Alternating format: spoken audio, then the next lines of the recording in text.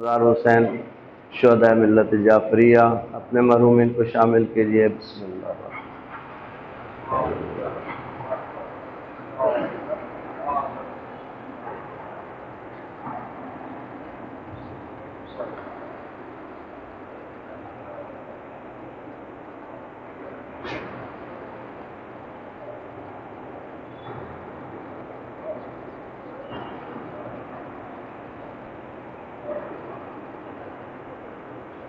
ماشاء اللہ لا حول ولا قوة الا باللہ العلی العظیم۔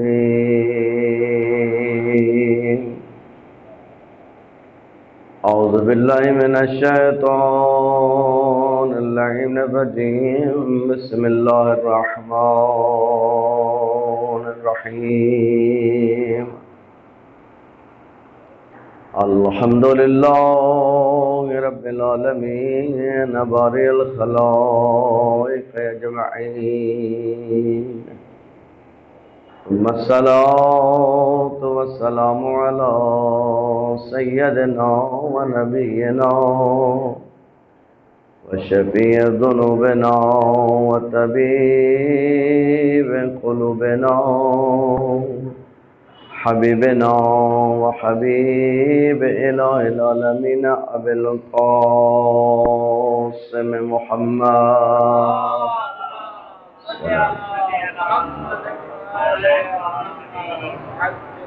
وعلی آل بیت طیبین الطاہرین المعصومین المنتجبین المنتخبین۔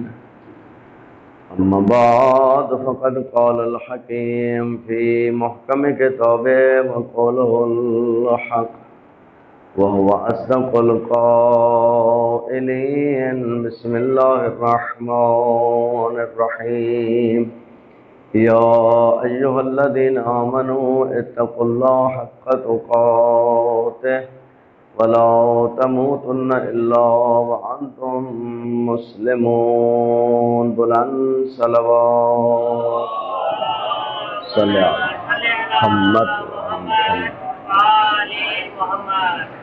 خداوند کریم اپنی دعا اور عبادات کو اپنی بارگاہ میں قبول فرمائے، کہ پریشان المومنین کی پریشانیوں کو دور فرمائے، جن مومنین نے دعائیں جمع لگائیں ان کی دعائیں اپنی بارگاہ میں مستجاب فرمائے، آقا اور مولا امام علیہ السلام کا جلد ظہور فرمائے، آقا کے قدموں میں جامع شہادت کی سعادت نصیب فرمائے، اپنی دعا اور عبادات کی قبولیت کے لیے مل کر بآواز بلند صلوات اللہ صلی علی محمد وعلی محمد۔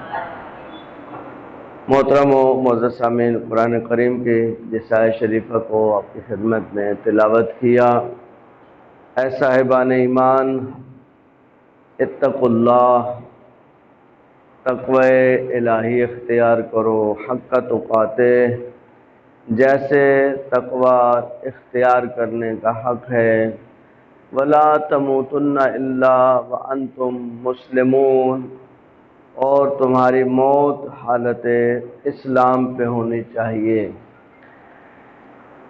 کل عرض کیا کہ اس آیت شریفہ کا جو اصلی پیغام ہے کہ انسان کے لیے معتبر اس کا انجام ہے کہ اس کی موت کس حال میں ہو رہی ہے، کیونکہ موت جو ہے وہ انسان کی زندگی کا اختتام ہے، اس کے بعد انسان کچھ بھی نہیں کر سکتا ہے، جو اعمال اس نے کیے دنیا میں وہ کر لیے، اب موت ایک انتہائی آخری مرحلہ ہے زندگی کا، جس کے بعد انسان کے ذاتی نام اعمال کا چیپٹر کلوز ہو جاتا ہے، اس کے بعد اس کے صدقات جاریہ ہیں، جو اس کے وہ کام ہیں جو وہ دنیا میں کر کے گیا جن کو بعد میں جاری رکھا جا سکے۔ یہ تعبیر تو آپ نے بارہا سنی، صدقہ جاریہ، لیکن شاید کبھی کانوں سے یہ جملہ ٹکرایا ہو گناہ جاریہ۔ صرف صدقات جاریہ نہیں ہے، انسان یہ نہیں سمجھے کہ صرف صدقہ ہے وہ جاریہ ہے، انسان کچھ گناہ کرتا ہے وہ بھی جاریہ ہے، اور یہ حدیث کا مفہوم ہے، یہ حدیث کا مفہوم ہے کہ جس نے اچھی چیز کی بنیاد رکھی، من سن سنتن حسنہ، جس نے کسی اچھے کام کی بنیاد ڈالی، مثلا مسجد بنائی، وہ اچھا کام ہے، نیک کام ہے۔ اب اس مسجد میں جتنے لوگ جب تک نماز پڑھتے رہیں گے، جتنا ثواب ان نمازیوں کو ملے گا، اللہ اس ثواب کو تقسیم نہیں کرے گا کہ آپ ڈیوائیڈ کریں کہ 100 ثواب ہے تو 50 نمازیوں کے پاس رہ جائے اور 50 جو ہے وہ بنیاد گزار کو ملے نا۔ جتنا ثواب نمازیوں کو جمع کر کے ملتا ہے، مثلا آپ کو اپنا اپنا ثواب الگ ملتا ہے۔ اگر آپ 100 مسجد میں نمازی ہیں تو 100 بندوں کا ثواب الگ الگ ہے، آپ کو تو الگ الگ ثواب ملتا ہے۔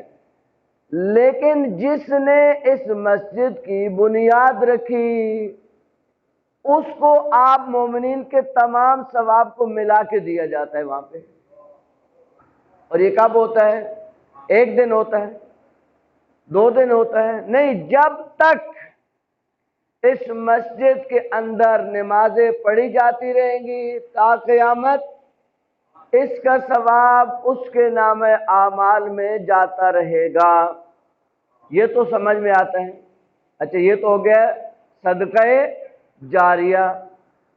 اسی کے مقابلے میں حدیث ہے، من سن سنتا سیئہ، جس نے کسی برائی کی بنیاد ڈالی، کوئی برائی کا مرکز بنا گیا، کوئی سینما بنا گیا، کوئی ایسا ٹی وی چینل بنا گیا جس کے بعد لوگ اس کو دیکھ کر گمراہ ہوتے رہے۔ اب یہ جو گمراہ ہو رہے ہیں ان کو جتنا گناہ ملتا ہے وہ الگ الگ ملتا ہے، ان سب کا گناہ ملا کے اس اکیلے کو ملتا ہے۔ دیکھیں، یہ اتنی آسان چیزیں نہیں ہیں، انسان سوچتا نہیں ہے، انسان سمجھتا نہیں ہے۔ غلط فکر ڈال جانا، ایک غلط سوچ ڈال گئے، ایک غلط عقیدہ بیان کر دیا اور لوگوں نے اس عقیدے کو پکڑ لیا اور وہ اس عقیدے پہ گمراہ ہو گئے۔ دیکھیں، عقیدے پہ کوئی شخص گمراہ نہیں ہوتا ہے، یہ بات ذہن میں رکھیے گا۔ عقیدے پہ گمراہی کا کیا مطلب؟ عقیدہ کو گمراہ کرتا ہے انسان کو؟ عقیدہ گمراہ نہیں کرتا ہے۔ غلط عقیدے کے اوپر ایک صحیح خول چڑھایا جاتا ہے، اس کے ذریعے۔ دیکھیں، امیر المومنین علی ابن ابی طالب علیہ السلام، اللہم صلی علی محمد وعلی، مولا فرماتے ہیں کہ شبہ کو شبہ کیوں کہا جاتا ہے؟ اردو میں ایک لفظ استعمال ہوتا ہے نا، شبہ، اس کو شبہ ہو گیا۔ مولا فرماتے ہیں اس لفظ شبہ کو شبہ کیوں کہا جاتا ہے؟ مولا فرماتا ہے شبہ بہ الحق، اس کی شکل حق کے ساتھ ملتی جلتی ہے۔ دیکھیں، دنیا کے اندر باطل محض کی ترویج نہیں کی جا سکتی کہ یہ عقیدہ باطل ہے اور ہم اس کی ترویج کر رہے ہیں اور لوگ اس کو باطل سمجھ کے قبول کریں، یہ ممکن ہی نہیں ہے۔ ایک باطل عقیدے کو صحیح عقیدہ بنا کے کہیں کہ عقیدہ تو باطل ہے، آپ اپنا لیجئے، کوئی بھی نہیں اپنائے گا۔ دنیا میں جتنے عقائد باطلہ ہیں وہ ان کو باطل نہیں سمجھتے ہیں، وہ جس عقیدے پہ چل رہے ہیں وہ اپنے طور پہ، آپ اس کو عقیدہ باطل کہتے ہیں۔ آپ اس سے جا کے پوچھیں کہ آپ جس عقیدے کے مالک ہیں یہ عقیدہ صحیح نہیں ہے، باطل عقیدہ ہے، تو آپ، وہ کہے گا کہ عقیدہ تو باطل ہے لیکن ٹھیک ہے میں نے اپنایا ہوا ہے نا، وہ کہتا نہیں آپ کے لیے باطل ہوگا۔ صراحتاً مثلا بتوں کی پوجا کرتے ہیں، اب اس سے زیادہ صراحت کیا ہو سکتی ہے؟ تو کیا وہ بتوں کی پوجا کرتے ہو اس کو باطل سمجھ کے پوجا کر رہے ہیں، غلط سمجھ کے پوجا کر رہے ہیں؟ نہیں، اپنے طور پہ تو وہ صحیح سمجھتا ہے، لیکن جنہوں نے ان غلط عقائد کی، ان غلط افکار کی بنیاد ڈالی اور انسانیت اس غلط راستے پہ چل نکلی۔ ابھی میں آپ سے پوچھتا ہوں، سوال کرتا ہوں کہ آپ کا ارادہ غالب ہے یا اللہ کا ارادہ؟ تو آپ میں سے ہر شخص کہے گا اللہ کا ارادہ غالب ہے۔ ظاہری طور پہ یہ بات اچھی ہے، لیکن اگر اس کو کھولیں گے تو ابھی آپ نے کہا کہ اللہ کا ارادہ غالب ہے، ابھی جب میں اس کو بات کو کھولوں گا تو آپ توبہ توبہ کریں گے۔ اللہ کا ارادہ غالب ہے کیا مطلب؟ دیکھیں ایک سادہ سی مثال عرض کرتا ہوں۔ ایک آدمی نے آپ کے یہاں گن رکھی اور کہا کہ پیسے نکالیے، آپ کا ارادہ غالب ہے یا اس کا ارادہ؟ اب اس کا ارادہ غالب ہے کیونکہ گن پوائنٹ کے اوپر آپ کو وہ لے کے کھڑا ہو گیا۔ آپ نہیں چاہتے، آپ اپنی جیب کٹوانا چاہتے ہیں؟ نہیں کٹوانا چاہتے۔ آپ اپنا مہنگا ترین موبائل دینا چاہتے ہیں؟ نہیں دینا چاہتے۔ لیکن کیونکہ اس کا ارادہ غالب ہے تو آپ نہ چاہتے بھی یہ کام کرتے ہیں۔ اب کس کا ارادہ غالب ہوا؟ گن پوائنٹ والے کا۔ آگے بات سمجھ۔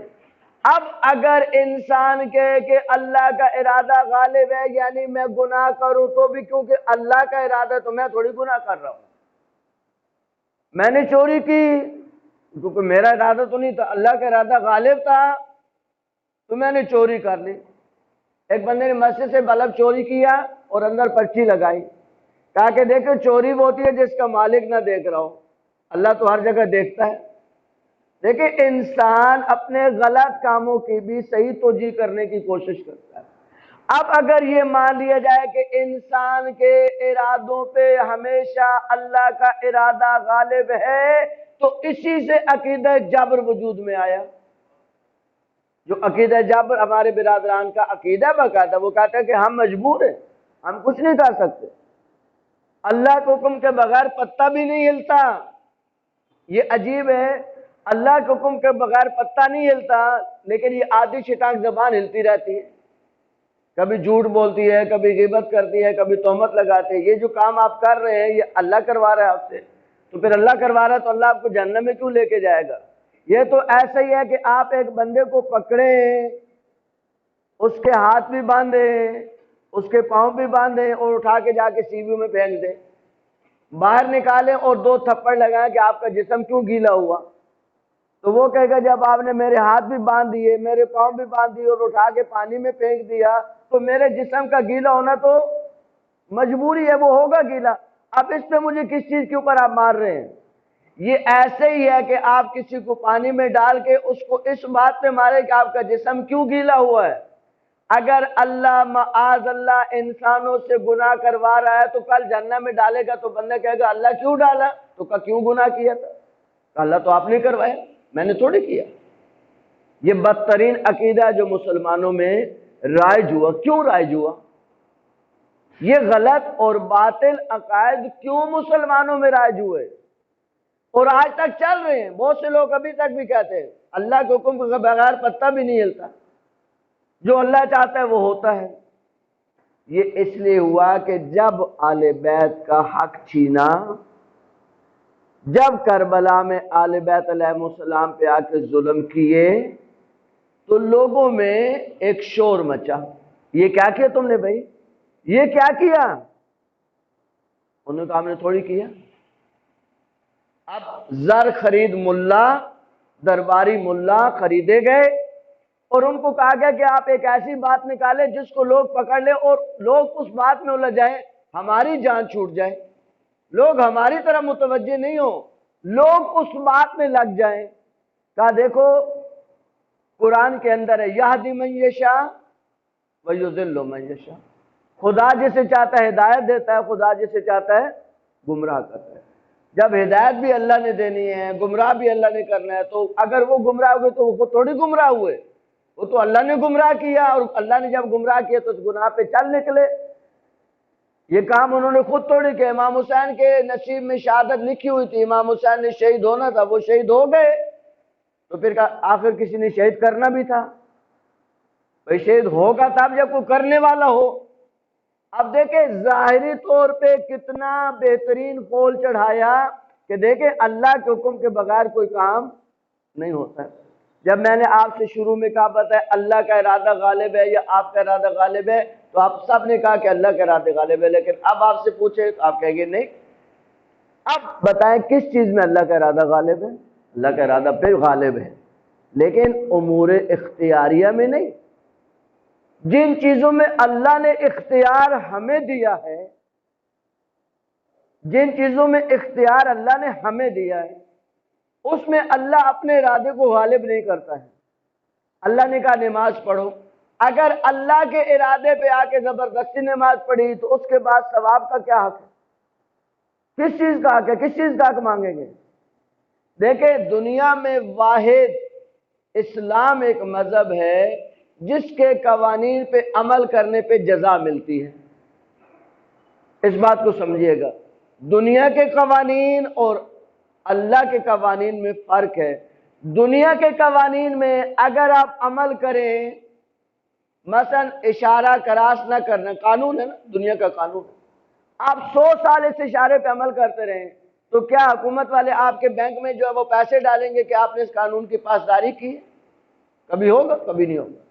لیکن آپ سگنل کراس کریں تو آپ کو فوراً پکڑیں گے، آپ کو سزا بھی دیں گے، آپ کو جرمانہ بھی کریں گے۔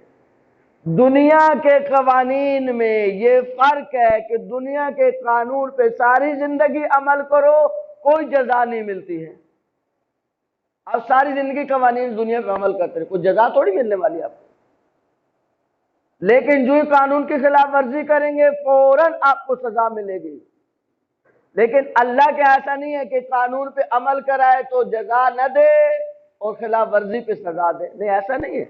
وہ قانون پہ عمل کی صورت میں جزا دیتا ہے اور عمل نہ کرنے کی صورت میں سزا دیتا ہے۔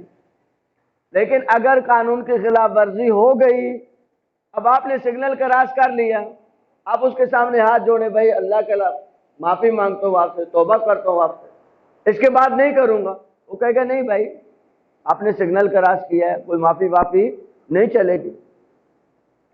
وہ آپ کو معاف نہیں کرتا، وہ آپ کا جرمانہ کر کے چھوڑے گا، اس کی ساری روزی روٹی اس کے ساتھ جڑی ہوئی ہے۔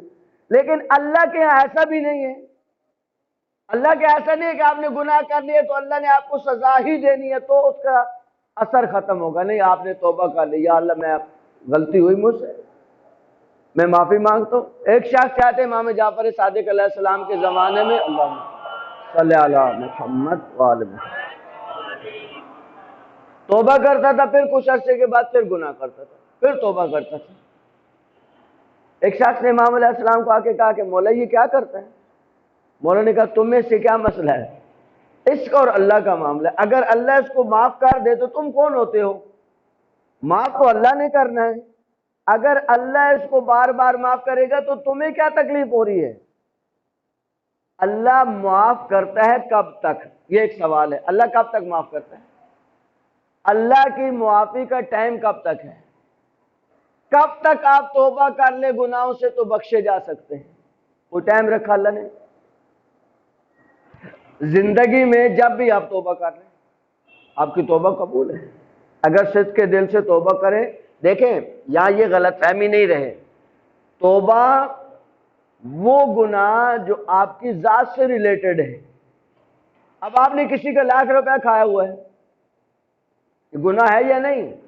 اس کی توبہ کیا؟ توبہ کر لے اللہ سے جا کے، اللہ مجھے معاف کر دے، میں نے اس کے ₹1,00,000 کھا لیے۔ یہاں توبہ نہیں ہے، یہاں توبہ یہ ہے کہ جا کے اس کو ₹1,00,000 واپس کرو۔ حقوق العباد کا مطلب یہ نہیں ہوتا کہ آپ نے کسی کا کھا لیا بعد میں کہ اللہ میاں معاف کر دینا مجھے، میں کیا کرتا، کھا لیا بس۔ نہیں، توبہ یعنی جو آپ کے ذاتی گناہ ہے جن کا زیادہ سا اللہ کے ساتھ تعلق ہے، جن کو حقوق اللہ کہا جاتا ہے، اللہ ان کو معاف کر دیتا ہے۔ لیکن اگر اس کا بھی ٹائم ہے، اس کا ازالہ ہو سکتا ہے۔ 10 دن نماز نہیں پڑھی کہ اللہ مجھے معاف کر دے، اللہ کہتا ہے ٹائم ہے نماز پڑھو پہلے۔ معافی اس چیز کی نہیں مانگو کہ اللہ مجھے معاف کر دے، معافی اس چیز کی مانگو کہ جو نماز قضا کی ہے، کل عرض کیا قضا کرنے کی معافی ہے۔ جو نماز قضا کی ہے وہ گناہ ہے، وہ خود مستقل گناہ ہے۔ واجب کو ترک کرنا خود مستقل گناہ ہے۔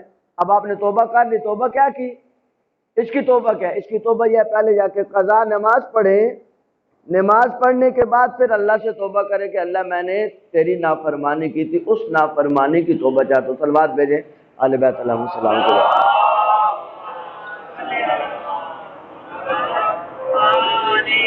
اس وقت جس دنیا سے ہم گزر رہے ہیں سب سے سینسیٹیو، انتہائی حساس مسئلہ یہ ہے کوئی ایسی فکر، کوئی ایسی بات آگے نہیں بڑھائیں جس کے بارے میں آپ کو کنفرمیشن نہیں ہے۔ عقیدے کی کوئی بات بھلے آپ کو اچھا لگ رہا ہے، ممکن ہے اس کے اندر کوئی ایسا زہر بھرا ہوا جس کا آپ کو اندازہ ہی نہ ہو۔ بہت بعض اوقات اچھے اچھے فرامین ظاہری طور پہ نظر آتے ہیں، لیکن جب آپ ان کو کھولیے تو انسان کانوں کو ہاتھ لگاتا ہے کہ یہ کیا ہے اس کے اندر۔ دنیا میں باطل چیزوں کو ایسے ہی ترویج کیا جاتا ہے، لہذا کیونکہ آج کل بہت زیادہ میسیجز آ رہے ہوتے ہیں، بہت زیادہ، ظاہری طور پہ وہ اچھے لگتے ہیں، لیکن آپ جب جائیں گے اس کے بارے میں تحقیق کریں گے، پتہ کریں گے کہ بھائی دیکھیں، اللہ کا حکم، رسول کا حکم، امام کا حکم، یہ ایک ہی چیز ہے۔ امام اللہ کے حکم کے علاوہ کچھ نہیں کہتے، رسول اللہ کے حکم کے علاوہ کچھ نہیں کہتے۔ یہ تینوں حکم ایک ہی حکم میں ہے، کیونکہ سورس ایک ہے، اللہ کا ہی حکم ہے۔ رسول کہیں گے تو بھی اللہ کا حکم، امام کہیں گے تو بھی اللہ کا حکم، یعنی یہ جو کچھ کہا جا رہا ہے یہ عین دین ہے۔ لیکن یہ مجھے پتہ ہونا چاہیے کہ اللہ نے یہ کہا یا نہیں۔ ابھی جو میں نے آپ کو مثال دی، اگر اس بات کو کھولا نہیں جائے تو یہ کتنا خطرناک ہے، یہ کتنا خطرناک ہے۔ جو مسلمانوں میں رائج ہوا، اور رائج اس لیے ہوا کہ وہ درباری ملاؤں نے گھڑ کے دیا کہ اس بات کو رائج کر دیں، لوگ آپ کی طرف نہیں جائیں گے، لوگ اس بات میں الجھے رہیں گے کہ یہ کیا ہوا، اور آج تک مسلمان اسی میں الجھا ہوا ہے۔ آپ رہ گئے اہل بیت علیہ السلام کا مکتب لے کے چلنے والے، آپ رہ گئے اہل بیت علیہ السلام کی تعلیمات کو سمجھنے والے، حالانکہ اہل بیت علیہ السلام کی تعلیمات تو بہت صاف اور شفاف تھی، لیکن کیونکہ شروع سے ہی الجھا دیا گیا، اور جس کو اس الجھن کا پتہ چلتا ہے کہ نہیں یہ تو بات غلط ہے، یہ بات صحیح نہیں ہے، یہ بات سمجھ میں آنے والی نہیں ہے۔ دیکھیں پیغمبر گرامی کا حضرت محمد مصطفیٰ صلی اللہ علیہ وآلہ وسلم، اللہم صلی علی محمد وآلہ،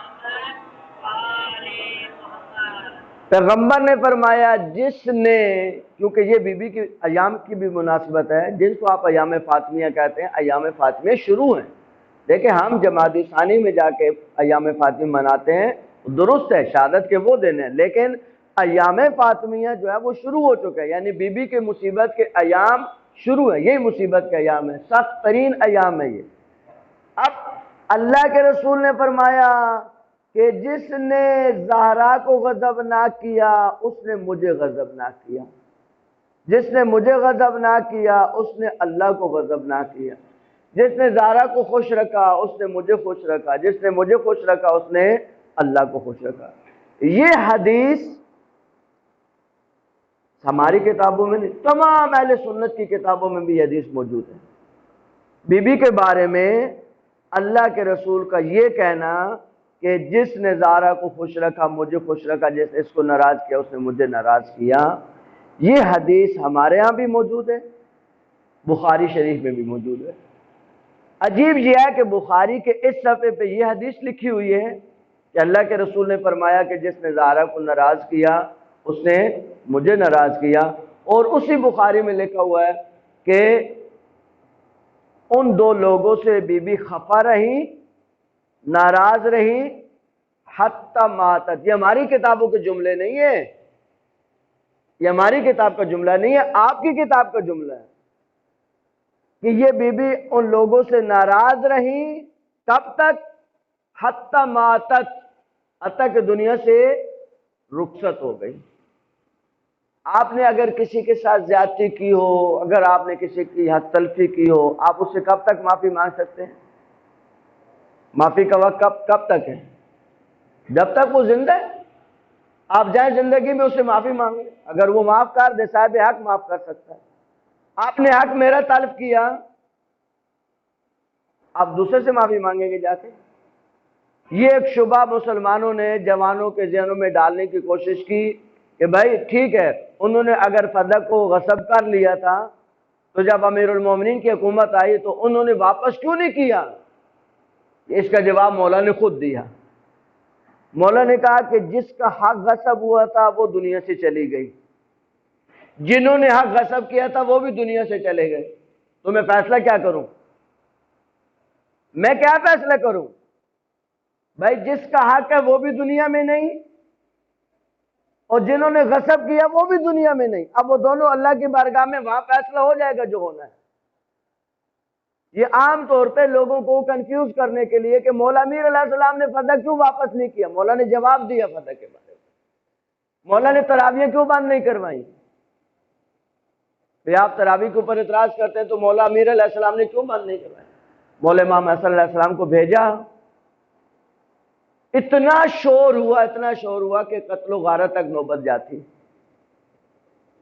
اب آل بیت علیہ السلام کا ایک قاعدہ مسلم اصول تھا کہ مکہ اور مدینہ کے امن کو کسی صورت میں خراب نہیں کرنا، اور اس کی پاسداری آل بیت علیہ السلام نے اپنی جانوں پر سنگین ترین مشکلات، سخت ترین مشکلات کو برداشت کر کے بھی یہ قاعدہ نہیں ٹوٹنے دیا کہ ہماری وجہ سے مکہ اور مدینہ کا امن تباہ ہو۔ آپ مجھے بتائیں، یہ آسان تھا اہل بیت علیہ السلام کے لیے کہ امام حسن مجتبیٰ کا جنازہ جائے اور جنازے کے ساتھ جو مسلمانوں نے سلوک کیا؟ تو کیا کوئی اہل بیت علیہ السلام کے جو جوان تھے، بنی ہاشم کے جوان، انہوں نے چوڑیاں پہنی ہوئی تھی، وہ بدلہ نہیں لے سکتے تھے؟ ان سے بدلہ لینے کے لیے عباس علمدار تنہا کافی تھے، لیکن مولا حسن مجتبیٰ وصیت کر کے گئے کہ دیکھو بھائی، میرے بعد جو کچھ بھی ہو جائے، ہماری لاش پامال ہوگی، ہمارے جسم پہ تیر برسیں گے، لیکن اگر آپ تلوار اٹھائیں گے تو مدینہ کا امن تباہ ہو جائے گا، مدینہ کا امن ختم ہو جائے گا۔ بی بی نے پوچھا امیر المومنین سے، صرف ہمیں سمجھانے کے لیے، کہا یا علی آپ کو نظر نہیں آ رہی یہ کیا کیا انہوں نے میرے ساتھ؟ آپ تلوار کیوں نہیں اٹھاتے؟ مولا امیر السلام خاموش رہے۔ اذان شروع ہوئی، رسول کا نام آیا۔ امیر المومنین نے فرمایا کہ زہرا آپ چاہتی ہیں کہ یہ نام اذانوں میں چلتا رہے؟ کہا بالکل چاہتی ہوں۔ کبھی بھی اگر آپ چاہتی ہیں کہ یہ نام اذانوں میں چلتا رہے تو پھر ہمیں صبر ہی کرنا پڑے گا۔ مجھے علی کے لیے تلوار اٹھانا مسئلہ نہیں ہے، میں تو بڑے بڑے مارکوں فتح کر کے آیا ہوں، میرے لیے یہ مسئلہ ہی نہیں ہے۔ وہ یہودی جو کہاں پہ تھا؟ خیبر کے موقع پہ، جس امیر المومنین کو اپنے ہاتھ پر خیبر کے قلعے کو اٹھاتے ہوئے دیکھا تو اس نے اپنی آنکھوں سے دیکھا تھا۔ اس نے جب امیر المومنین کو یہ منظر دیکھا کہ مولا امیر علیہ السلام کے گلے میں کپڑا ڈال کے لے کے جا رہے، عزیزو بہت تیزی سے میں یہ جملے کہہ کے گزرتا ہوں، دل جو ہے وہ چھلنی ہو جاتا ہے، انسان پڑھ نہیں سکتا ان جملوں کو۔ وہ یہودی فوراً مسلمان ہو گیا۔ اس نے کسی نے پوچھا کہ تو کیوں مسلمان ہو؟ اب کیوں مسلمان ہوا؟ اس نے کہا کہ میں نے اس شخص کو دیکھا جب اس نے خیبر کا قلعہ اکھیڑا تھا، تو ہمیں اس کی بہادری تو سمجھ آ گئی تھی کہ کتنا بہادر شخص ہے، لیکن آج اس شخص کی انتہائی مظلومیت کو دیکھ کر میں کلمہ اس لیے پڑھ رہا ہوں کہ مجھے اتنی بات سمجھ آ گئی ہے کہ اس بندے کا ہر کام اللہ کے لیے ہوتا ہے، ہر کام اللہ کے لیے، صرف اللہ کی خوشنودی، اللہ کو خوش رکھنا۔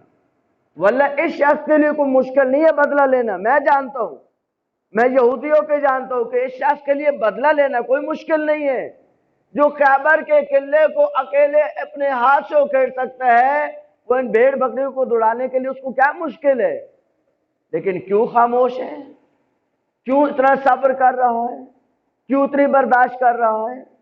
دیکھیں امیر المومنین علی ابن ابی طالب علیہ السلام سے، اللہم صلی علی محمد وعلی محمد، پیغمبر نے اپنے زندگی کے آخری دنوں میں امیر المومنین کو اپنے پاس بلایا، کہا علی میرے پاس آپ کے لیے 2 پیغام ہیں۔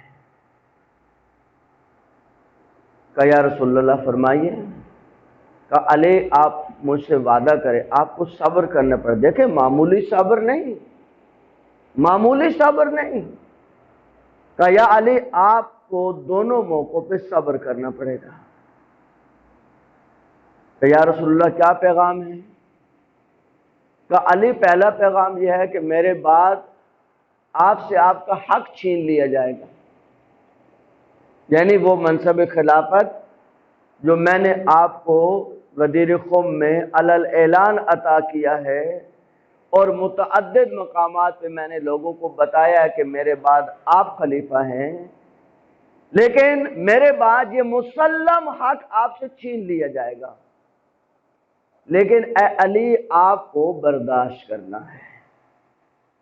مولا امیر علیہ السلام نے کہا یا رسول اللہ میں آپ سے وعدہ کرتا ہوں میں صبر کروں گا۔ کہا علی اس سے بڑی ایک اور تکلیف دہ چیز ہے جس پہ بھی آپ کو صبر کرنا پڑے گا۔ کہ یا رسول اللہ اس سے زیادہ تکلیف دہ کیا چیز ہے؟ کہ علی آپ کی آنکھوں کے سامنے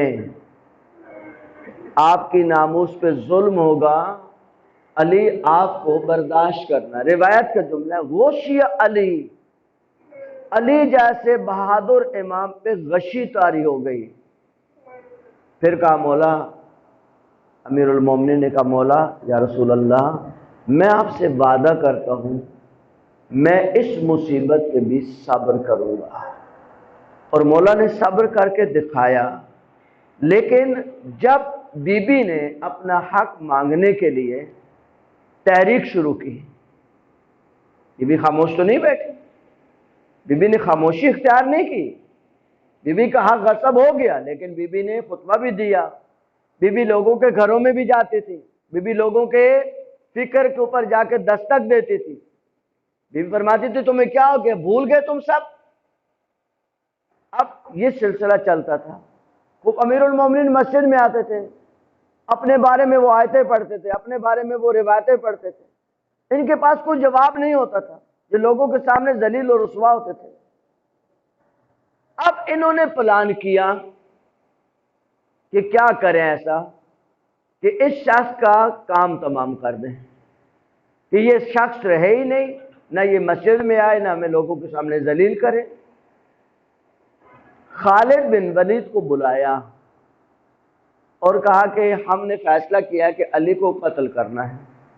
یہ احتجاج تبرسی میں یہ روایت موجود ہے۔ کہا کہ خالد بن ولید کے دل میں مولا علی کا کینہ بہت زیادہ تھا، کیونکہ جب اس بدبخت نے نویرہ کی زوجہ کے ساتھ بدفعلی کی تھی، اس کی یعنی اس کو مار کے اسی رات اس کے ساتھ شادی کر دو، شادی تو نہیں کر سکتا تھا، اس کو جب کوڑے لگنے تھے تو کوئی کوڑے نہیں لگاتا تھا، اس کو مولا امیر علیہ السلام نے اس کو کوڑے لگائے تھے۔ اب اس کے دل میں بغض تو تھا مولا کا، اس کو بلایا اور کہا کہ ہمارا پلان یہ ہے کہ علی کا کام تمام کر دیا جائے۔ اس نے کہا ٹھیک ہے میں تیار ہوں اس کام کے لیے۔ کہا کیسے ہوگا؟ کہا کہ امیر المومنین مسجد میں احترام جماعت میں، جماعت کے ساتھ مولا نماز نہیں پڑھ سکتے، کسی کے پیچھے معصوم امام نماز نہیں پڑھ سکتا، لیکن جماعت کا احترام قائم رکھنے کے لیے مولا ایک گوشے میں آ کے کھڑے ہوتے تھے اور آواز اپنی سر کے اوپر اوڑھ کے رہتے تھے۔ اس کو کھڑا کیا بالکل مولا کے ساتھ، کہ اس وقت جو ہے وہ اندھیرا ہوتا ہے اور تم یہ کام کر کے بھاگ جاؤ یہاں سے۔ اسماء بنت امیس اس وقت خلیفہ اول کی زوجہ ہیں، یہ ساری پلاننگ کہاں ہو رہی ہے؟ خلیفہ اول کے گھر میں ہو رہی ہے۔ کہا کہ اسماء بالآخر جو ہے وہ امیر المومنین سے محبت کرتی تھی، یا پھر تیار کی آپ کا زوجہ ہے۔ اب یہ کھلم کھلا بتا نہیں سکتی، حالات اتنے کنٹرول میں ہیں۔ انہوں نے اپنی کنیز کو بھیجا، کہا کہ تم جاؤ اور قرآن کی یہ آیت پڑھو جس کا مفہوم تھا کہ اے علی آپ کی جان کو خطرہ ہے۔ مولا نے ایک آیت پڑھی، کہا جس کا مفہوم تھا کہ دشمن اپنے مقصد میں کامیاب نہیں ہوگا۔ وہ واپس کنیز نے جا کے آیت پڑھی، اسماء کو سکون ہو گیا کہ یہ اپنے پلانے میں کامیاب نہیں ہونے والے۔ خالد تیار ہو گیا اس بات کے لیے۔ اب یہ آ کے مولا امیر علیہ السلام کے ساتھ کھڑا ہوا کہاں پر؟ مسجد میں۔ نماز شروع ہو گئی۔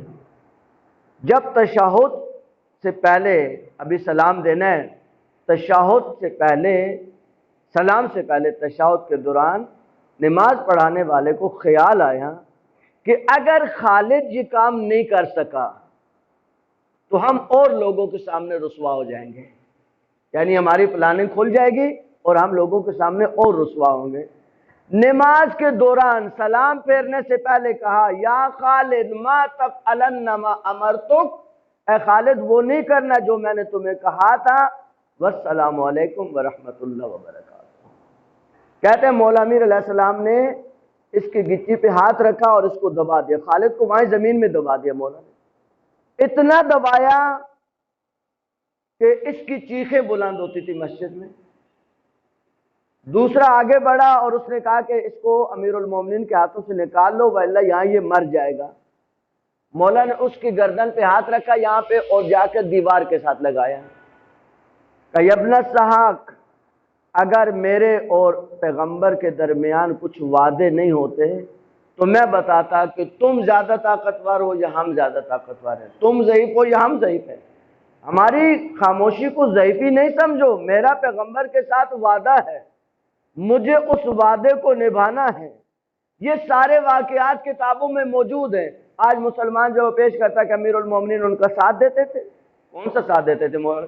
کس میں ساتھ دیتے تھے؟ ہاں، جہاں اسلام کو خطرہ ہوا مولا نے ساتھ دیا، اسلام کو بچانے کے لیے، نہ کہ فرد کو بچانے کے لیے۔ اسلام بچانا ان کا فرض ہو تو اپنی جانوں پہ کھیلے، انہوں نے جب اپنی جانیں تک قربان کر دی تو کسی کا ساتھ دینے میں، اب ہمارے کئی علماء ان حکومتوں کا کبھی ساتھ دیتے تو کیا حکومتوں کا ساتھ دیتے ہیں یا نہیں؟ حکومت کا ساتھ نہیں دے رہے ہوتے، یہ غلط فہمی ہے لوگوں کی۔ شیعوں کے حقوق بچانے کے لیے اقدامات کیے جاتے ہیں کہ شیعہ کا حقوق کیسے بچے گا، شیعہ کا دفاع کیسے کیا جائے گا۔ عزیزان، یہ سخت سنگین مسائل ہیں، یہ تلخ مسائل ہیں، ان مسائل کو سمجھیے، ان مسائل کی سنگینیت کو سمجھیے۔ اہل بیت علیہ السلام کے ساتھ جڑے رہیے، اہل بیت علیہ السلام کی تعلیمات کے ساتھ جڑے رہیے۔ ایک آخری پیغام آپ کی خدمت میں، زندگی کا پتہ نہیں ہے، یہ منبر ہے اور یہ محراب ہے، ان میں کوئی فاصلہ نہیں ہے۔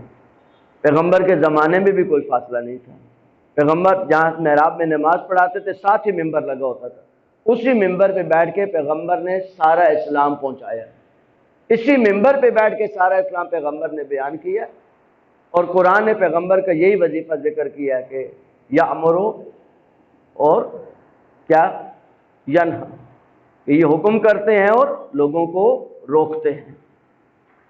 امر بالمعروف اور نہی عن المنکر منبر کا فریضہ ہے۔ کہتے ہیں مولانا آپ لوگ سال بھر جو ہے نا محراب آپ کے پاس ہوتا ہے، وہاں سے یہ کام کیا کریں، یہ 10 دن جو ہے یہ تو مولا کے فضائل اور مصائب کا، یہ آپ تشخیص دیں گے، یہ کام آپ کا ہے۔ منبر پہ بیٹھ کے کیا بولنا ہے کیا نہیں بولنا ہے یہ فیصلہ آپ کریں گے یا قرآن اور اہل بیت کریں گے؟ منبر اگر رسول کا ہے تو یہ فیصلہ رسول کریں گے، منبر اگر حسین کا تو یہ فیصلہ حسین کریں گے۔ رسول فرماتے تھے، قرآن نے کہا کہ رسول کا فرض ہے کہ وہ کیا کرے، یأمر و ینہا، یأمر بالمعروف و ینہا عن المنکر، قرآن کی آیتیں ہیں۔ مولا حسین جب نکلے تو کیا فرمایا؟ لوگوں نے پوچھا مولا کہاں جا رہے ہیں؟ ارید ان آمر بالمعروف و انہا عن المنکر۔ مولا حسین نے اپنی کربلا کی پوری تحریک، پورا انقلاب کا جو بنیاد رکھی بتائی، کہا کہ میری انقلاب کی بنیاد اس پر ہے کہ میں امر بالمعروف کرنا چاہتا ہوں اور نہی عن المنکر کرنا چاہتا ہوں۔ تو حسین کی مجلس میں اگر امر بالمعروف نہیں ہونا ہے اور نہی عن المنکر نہیں ہونا ہے تو پھر کہاں پہ ہونا ہے؟ اچھا، جو لوگ سال میں ایک دفعہ آتے ہیں آپ کے سامنے، آپ کو معلوم ہے نا کہ بہت سارے مومنین ہیں جو صرف پہلے عشرے میں آتے ہیں، تو وہ جو پہلے عشرے میں آپ کے پاس آتا ہے وہ مولا کا فرمان کب سنے گا؟ یہ مولا کا منکر نہیں ہے کہ آپ اس کو صرف فضائل سناتے رہے، فضائل تو مولا کے پیغمبر نے بھی پڑھی آپ بھی، آپ کو کوئی منع نہیں کرے گا، لیکن کیا پیغمبر نے صرف مولا کے فضائل پڑھے یا باقی چیزیں بھی بتائیں؟ اگر پیغمبر نے باقی فرض ادا کیا تو آپ بھی اس باقی فرض کو ادا کریں۔ یہ برے صغیر کا ممبر ہے، یہ ایران کا ممبر نہیں، یہ عراق کا ممبر نہیں، یہ ممبر پہ بیٹھ کے اتنی غیر ذمہ دارانہ گفتگو زیب نہیں دیتی کسی کو بھی۔ یہ تبیز آپ کہاں سے لائیں گے؟ یہ ایران کا ممبر نہیں ہے، یہ عراق کا ممبر نہیں، یہ پاکستان کا ممبر نہ، یہ پاکستان کا ممبر ہے، نہ یہ ایران کا ممبر ہے، نہ یہ عراق کا ممبر ہے، یہ رسول کا ممبر ہے، یہ رسول کا ممبر ہے۔ غلط تہذیب اگر ہمارے ہاں رائج ہو چکی ہے تو اس غلط تہذیب کو آپ ختم کیجئے۔ آل بیت علیہ السلام نے غلط چیزوں کو ختم کیا، صحیح چیزوں کو کنٹینیو رکھا۔ دیکھیں قوموں میں نکاح رائج تھے، اللہ کے رسول نے کہا لکل قوم نکاح، ہر قوم میں نکاح ہے، اس کو پیغمبر نے ختم نہیں کیا۔ آج بھی اگر کوئی بھی قوم اپنے طریقے سے نکاح کرتے، اسلام اس کو کنڈم نہیں کرتا ہے، لیکن عربوں کی جہالت کے زمانے میں ایک انتہائی گناہ کبیرہ تبادل الزوج کا ایک رواج تھا ان کے اندر، تبادل الزوج کا، اس کو پیغمبر نے آ کے کنڈم کیا، کیونکہ وہ غلط طریقہ تھا، اور جو صحیح طریقے تھے ان کو اسلام نے کنڈم نہیں کیا۔ اگر ہماری تہذیب میں کچھ ایسی چیزیں ممبر پہ آ چکی ہیں جن کی اصلاح کی ضرورت ہے تو ہم اس کی اصلاح کریں گے۔ اصلاح ممبر کی اصلاح نہیں، اپنی اصلاح، اپنی فکروں کی اصلاح، اپنی سوچوں کی اصلاح۔ ایک لفظ غلط ہم استعمال کرتے ہیں، الوداعی ایام، ہم حسین کو الوداع نہیں کہہ سکتے، ایام ازا کو بھی الوداع۔ کیا مطلب الوداع کہنے کا؟ یعنی امام حسین کو آج 7 دن بعد الوداع کہہ دیں گے، پھر اگلے سال تک امام حسین سے کوئی تعلق نہیں ہے۔ بھئی آپ جس کو الوداع کہتے ہیں جب تک وہ واپس نہیں آتا۔ الوداع کس کو کہتے ہیں؟ جس کو آپ رخصت کر رہے ہوتے ہیں۔ ہم امام کو رخصت نہیں کر سکتے عزیزو، بہت معذرت کے ساتھ، بہت تلخ باتیں ہوتی ہیں بعض اوقات، لیکن ضرورت محسوس کرتا ہوں۔ صلوات بھیجیں اہل بیت کی ذات پر۔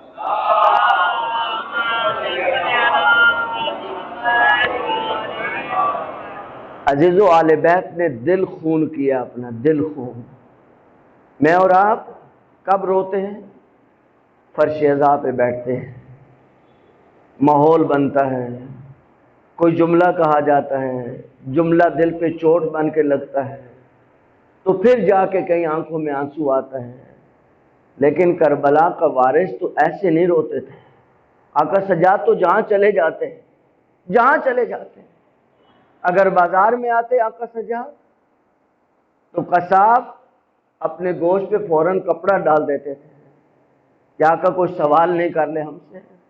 کہتے ایک دفعہ آقا سجاد آئے اور دیکھا، اچانک آئے اور اس کو احساس نہیں ہوا، آقا نے دیکھا کہ ایک حیوان لٹک رہا ہے، گوشت اس کا۔ مولا نے پوچھا اس کو ذبح کیا؟ جی مولا۔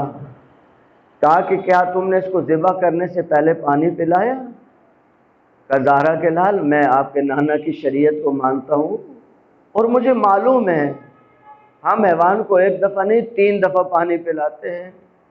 جب اس نے کہا نا کہ مولا ہم 3 دفعہ پانی پلاتے ہیں، تو زہرا کے لال کی چیخیں بلند ہو گئی اور کربلا کا رخ کر کے کہا میرا بابا حیوان کو تو پانی پلا کے ذبح کیا جاتا ہے۔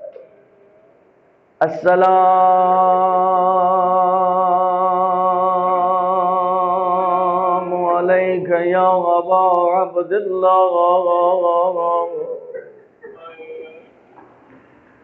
وعلی الارواح التي حلت بفنائك علیک منی سلام اللہ ابدا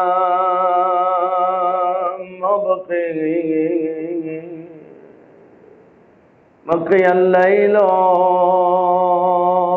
والنہار ولا جعل اللہ آخر اللہ منی لزیارتکم۔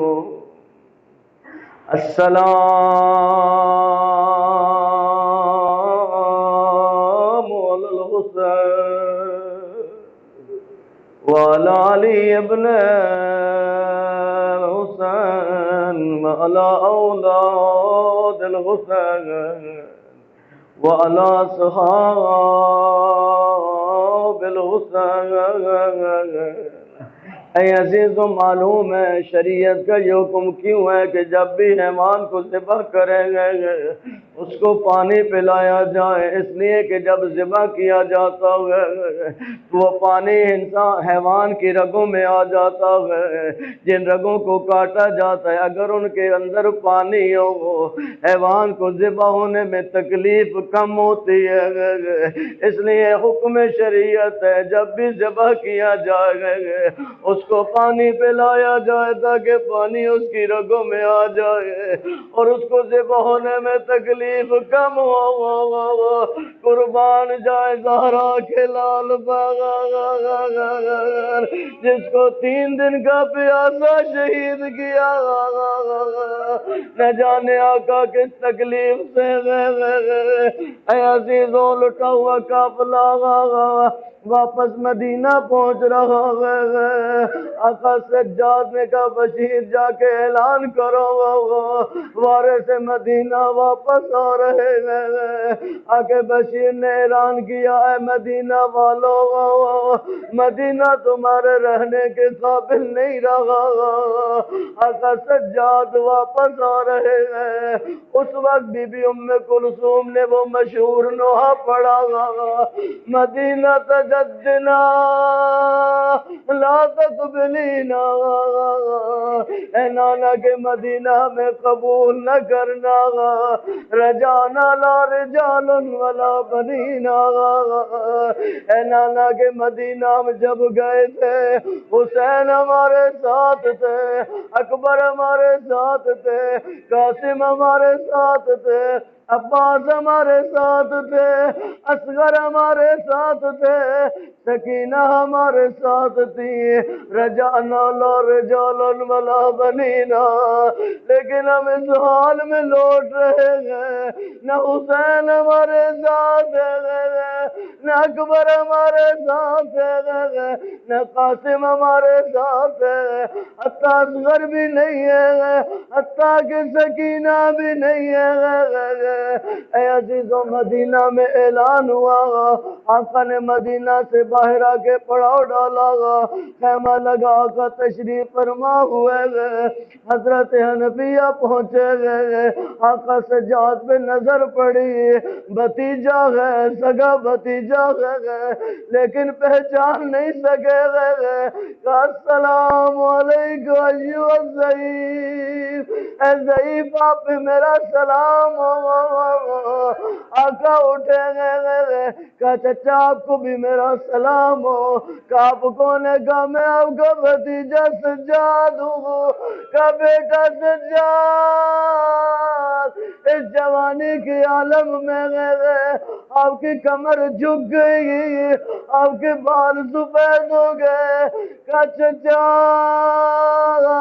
جس کی مائیں بازاروں میں جائے، جس کی پھوپھیاں درباروں میں جائے، اس کی کمر بھی جھک جاتی ہے۔ اے عزیزو پھر آقا خیمے کے اندر سگی بہن بیٹھی ہے، کہتے اپنی بہن کو بھی نہیں پہچانا، السلام علیکم ایھا الضعیفہ، اے ضعیفہ پر میرا سلام ہو، کہ بھئی آپ کو بھی میرا سلام ہو۔ اے عزیزو ام البنین کو بتایا گیا قافلہ واپس آ گیا ہے، زینب کی چادر لٹ گئی تھی، بی بی کہتی ہے میں نہیں مان سکتی، کیسے زینب کی چادر لٹ سکتی ہے، کہا نہیں زینب کی چادر لٹ چکی ہے، کیا میرا عباس کہاں تھا، کہا نہیں عباس پہلے شہید ہو گئے تھے، کہا اگر عباس شہید ہو گیا تو پھر زینب کی چادر لٹ سکتی ہے، اللہ میرے بیٹے کے ہوتے ہوئے اے عزیزوں اب زہرا کی بیٹیاں پہنچی، کہاں پہ روضہ رسول پر، کہتی ہے نانا آپ کو میں کیا سناؤں نانا، تیرا حسین کربلا رہ گیا نانا، اے نانا جب کوئی سفر سے واپس آتا ہے، اے نانا وہ سوغات لے کے آتا ہے، تبرکات کو کھولا حسین مظلوم کا وہ کرتا جو جگہ جگہ سے چھلنی تھا اپنے نانا کی قبر پہ ڈالا اے عزیزوں جب یہ قافلہ گھر کے اندر پہنچا آقا سجاد آئے کہ پھپھی اماں بشیر جانا چاہتا ہے لیکن حوالے بیت کریم ہے کسی کو خالی ہاتھ نہیں بھیجتے کہ بیٹا سجاد ابھی تو ہم لٹے ہوئے پہنچے ہیں گھر میں تو ظاہراً کچھ ایسا نہیں ہے پھر بھی فرماتے بیٹا سجاد رک جائے ساری بیویوں کو اکٹھا کیا اپنی چادر کو بچھایا کہ بیویوں جو بھی زیور تمہارے پاس ہے ساری بیویوں نے اپنے زیور اتارے کہتے چادر بھی رکھے گئے بی بی نے گٹھلی بنائی آقا سجاد کو دی آقا سجاد لے کے آئے گا بشیر تم نے ہمارے ساتھ محبت کے ساتھ سفر کیا احترام بہت زیادہ کیا یہ ہماری طرف سے تحفہ ہے بشیر کہتے آقا اس میں کیا ہے کہ زہرا زادیوں کا زیور ہے بشیر کی چیخیں بلند ہو گئی کہتے زہرا کا لال یہ تو کبھی نہیں ہو سکتا کہ میں یہ تحفہ قبول کروں آقا مجھے معاف رکھنا کہتے آقا سجاد اندر آئے کہ پھپھی اماں یہ تو لینے کو تیار نہیں ہے بی بی رباب کہتی آقا ذرا ٹھہر جائے اپنی چھوٹی سی گٹھلی کو کھولا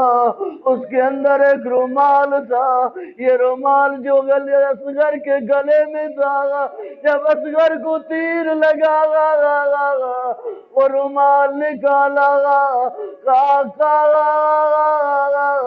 ہماری طرف سے یہ اس کو تحفہ دے دے آخرت میں اس کو کام آئے گا عزیزو در اہل بیت کوئی خالی نہیں جاتا اہل بیت بہت کریم ہے وہ لٹ کے بھی اپنی کرامت نہیں بھولتے ہیں اے اللہ گناہگار ہے اے اللہ خطا کار ہے اے اللہ نہیں معلوم کتنے گناہ کیے ہیں لیکن اللہ تجھے ان مظلوموں کا واسطہ اے اللہ تجھے حسین کی مظلومیت کا واسطہ اے اللہ تجھے زینب کی مظلومیت کا واسطہ اے اللہ تجھے اس عجیب بہن کا واسطہ جو سارے سفروں میں بھائی کو تو روئی کبھی بچوں کو یاد نہیں کیا لیکن کہتے جب عبداللہ کے گھر میں داخل ہوئی اور ان آرام گاہوں پہ نظر پڑی جہاں شہزادے سوتے تھے